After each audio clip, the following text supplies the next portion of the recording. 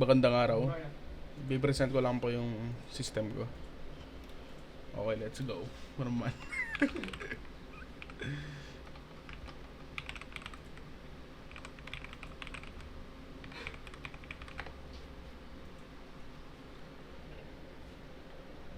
So ito po yung ginawa ko sa simpleng login system. So bago tayo makapag-login, kailangan muna natin mag-sign up sa username kahit ano ang ilagay dito.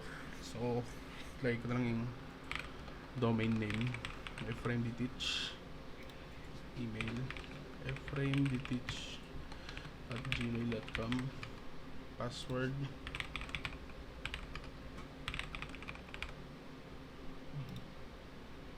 oh shit, nausar ko ba MDA yan.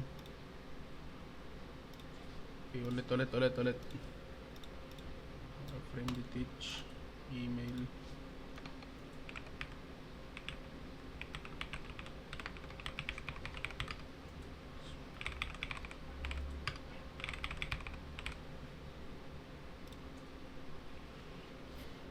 so gumagana po siya.